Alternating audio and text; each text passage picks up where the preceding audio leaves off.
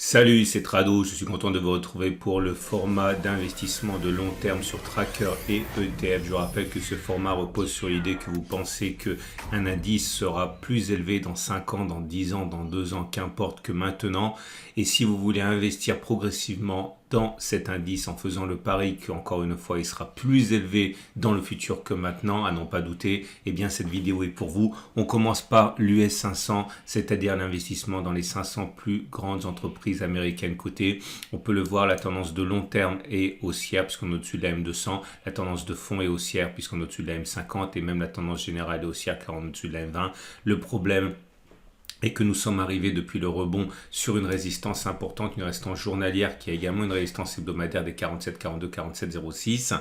À cet égard, donc ceux qui veulent accumuler des trackers SP500 veulent sans doute attendre soit que l'on revienne sur le support hebdomadaire des 45, 35, 45, 50 qui correspondait également globalement au support journalier 44, 95, 45, 35, soit que l'on clôture au-dessus de la résistance hebdomadaire des 47, 42, 47, 06. C'est une résistance hebdomadaire, donc il est sage d'attendre une clôture en fin de semaine, c'est-à-dire un vendredi soir, ou alors disons clairement quand on est sûr qu'on a passé la clôture, la résistance hebdomadaire car acheter en début de semaine parce qu'on est au-dessus nous expose à un violent contre-coup, ce serait toujours possible. Donc encore une fois, c'est le problème des résistances hebdomadaires. Attendez que l'on clôture au-dessus de cette zone en données hebdomadaires un vendredi. Quand on regarde les bougies avec Inachi, on constate d'ailleurs que pour l'instant, il n'y a aucun signe de faiblesse ni de retournement. Tout au plus, une bougie avec une mèche haute et une mèche basse qui montre que la pression haussière s'étiole un petit peu par rapport aux bougies précédentes où les bougies n'avaient pas de mèche basse et étaient fortement haussières. Mais en tout cas, hésitation n'est pas forcément un signe de retournement à la baisse. Donc je le répète une dernière fois, zone d'accumulation rationnelle petit à petit, donc en cas de retour sur les 45, 35, 44, 95 ou alors en clôture le vendredi au-dessus de 47, 42, 47, 06. Et on passe à ceux qui voudraient investir pour le long terme sur les fleurons américains de la technologie. L'US Tech 100 correspond ici en fait au Nasdaq 100.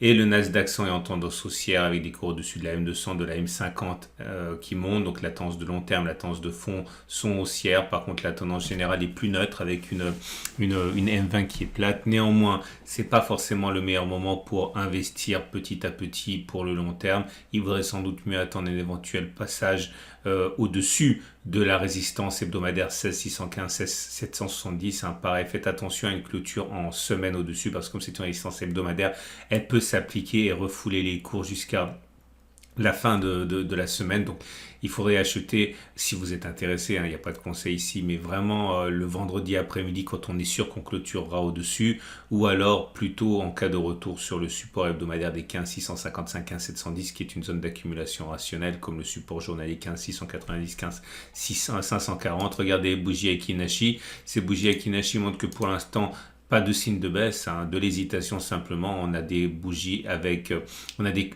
mèche haute et mèche longue depuis 2 séances, donc ça veut dire que c'est l'hésitation qui l'emporte, mais ce n'est pas baissier pour autant. J'en profite pour vous dire que si vous cherchez un nouveau courtier, un nouveau partenaire pour investir pour le long terme sur des ETF, des trackers, eh bien, sachez que je suis en train actuellement de chercher la meilleure option pour vous afin de trouver donc des ordres qui soient à la fois avantageux avec un choix de trackers à acheter qui soit suffisamment vaste. Donc, éventuellement, vous pouvez attendre quelques jours le temps que je finalise le partenariat avec le broker de tracker que je considérerais être le meilleur.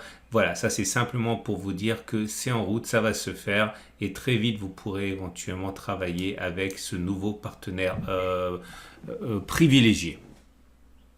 Et on passe à l'Eurostoxx 50. Si vous voulez investir sur les 50 plus grandes entreprises européennes cotées, eh bien vous pouvez le faire à travers l'investissement petit à petit sur des trackers Eurostoxx. Nous sommes toujours en tendance de long terme haussière, au-dessus de la M200 qui monte. Par contre, la tendance de fond et la tendance générale sont plus mesurées, plus ternes, avec des cours en dessous de la M50 et des cours en dessous de la M20.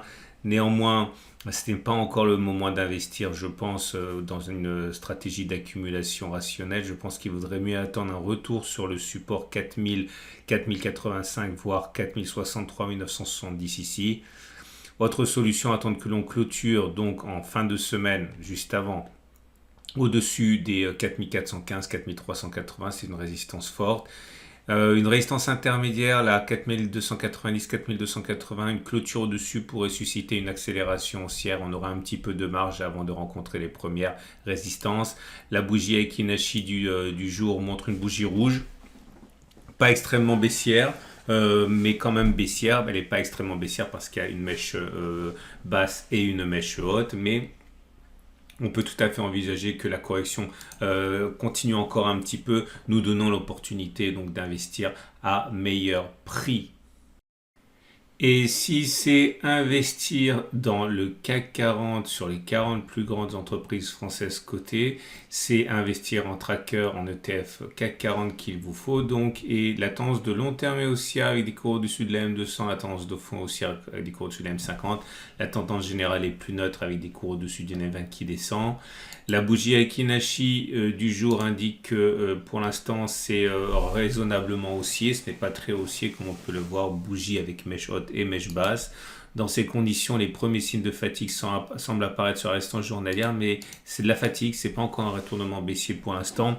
En tout cas, acheter sur cette zone me semble vraiment très dangereux, et même en cas de cassure de cette zone, tant on serait proche de la résistance suivante, la résistance hebdomadaire de 7200-7115.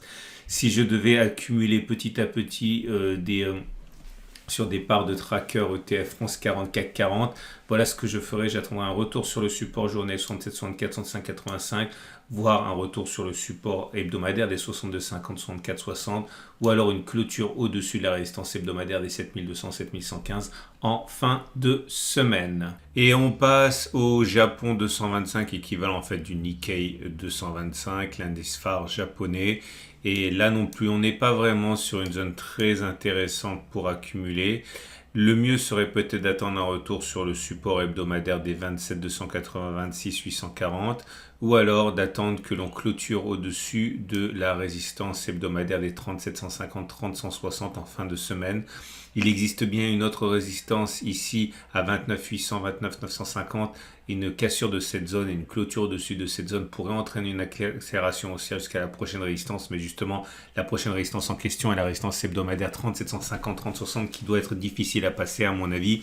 Donc une clôture au-dessus de cette zone des 29 800, 29 950 ne constituerait pas à proprement parler une zone d'accumulation rationnelle. On a bien quelque chose d'intermédiaire ici qui pourrait faire l'affaire. C'est la zone comprise entre 28, allez, on va dire 29 000, au-dessus de 29 000, on peut envisager d'acheter et d'accumuler. Alors elle n'est pas très forte cette résistance, donc du coup elle n'est pas non plus très prometteuse lorsqu'elle sera cassée, mais c'est mieux que rien. On va dire que c'est une façon de couper la poire en deux. Une clôture au-dessus des 29 000 pourrait donner matière à accumulation rationnelle. Regardez les bougies Aiki-Nashi, elles sont pas fantastiques, mais elles sont pas non plus extrêmement toxiques. C'est une bougie rouge certainement, hein, mais il y a une mèche haute et une mèche basse qui montrent que la pression n'est pas extrêmement baissière, mais en tout cas c'est plutôt baissier, ce qui nous amène à considérer la possibilité qu'on puisse attendre que cela baisse un petit peu pour accumuler à meilleur prix. Et si vous pensez que les actions chinoises font l'objet d'une très bonne affaire après une baisse de près de 30% hein, sur l'année 2021, c'est pas une façon de parler. Regardez depuis les plus hauts qui correspondent à février, on en est à moins 29%, mais au pire on était à 32%. Si vous pensez que le marché chinois sera nécessairement plus cher d'ici 1 an, 2 ans, 5 ans, 10 ans, eh bien vous avez la possibilité d'accumuler progressivement sur un tracker Chine. Alors attention, on est au contact d'une résistance intermédiaire 86,75, 87,75, donc ce n'est pas le meilleur moment d'investir maintenant. Par contre, on a eu largement le temps d'accumuler dans la zone grise qui était une zone de support hebdomadaire 85,02, 77,13. Je dirais à titre personnel qu'il serait peut-être intéressant d'attendre que l'on revienne sur cette zone pour accumuler. ou alors une clôture au-dessus de la résistance intermédiaire des 86,75, 87,75. Là aussi, hein, suite à votre demande, je cherche un intermédiaire qui pourra vous proposer des trackers Chine intéressants. Encore une fois, laissez-moi quelques jours et je serai en mesure de vous présenter un intermédiaire qui pourrait vous aider à accumuler sur un tracker concentré sur l'empire du milieu. On termine avec le tracker marché émergent, donc Chine incluse, mais pas seulement. Ah, j'ai oublié les bougies Aekinashi. Elles sont pour l'instant toujours, on va dire, mi-figue, mi-raisin, mais c'est plus favorable que l'inverse, hein, puisque vous avez des bougies vertes.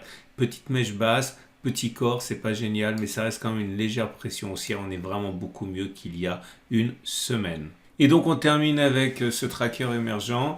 Nous sommes sortis violemment de la zone de support journalier des 1210-1230. C'est dommage pour ceux qui avaient trop attendu. On a passé 2 semaines à l'intérieur, maintenant c'est trop tard. Il faudrait attendre un retour sur ce support pour, à mon avis, accumuler, ou alors une clôture au-dessus du support intermédiaire des 12,60-12,55. La tendance de long terme et la tendance de fond et la tendance générale sont toujours baissières, puisqu'on est au-dessus de la M200, la M50 et de la M20 qui descendent. Par contre, les bougies Aekinashi ne sont pas aussi mauvaises que ça, puisque vous pouvez le voir, la bougie de vendredi est terne, hein, puisque c'est une bougie verte avec hausse, mèche haute et mèche basse, mais les précédentes étaient des bougies sans mèche basse, ce qui était favorable. Bref, il y a des signes de fatigue à l'approche j'ai mis support, c'est une erreur, vous l'aurez bien sûr remarqué, c'est une résistance. Quelques fatigues à l'approche de ce milieu, de cette résistance, mais ça reste quand même globalement plutôt favorable. On peut envisager de repartir à l'attaque de cette zone. C'en est terminé pour ces zones d'accumulation rationnelle pour vous aider à constituer votre patrimoine de boursier de long terme.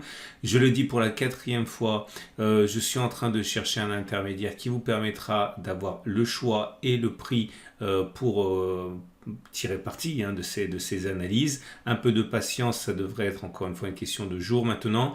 J'invite également à me suivre pour les mises à jour. Donc si vous avez aimé, pensez à vous abonner à la chaîne YouTube, c'est mis à jour toutes les semaines.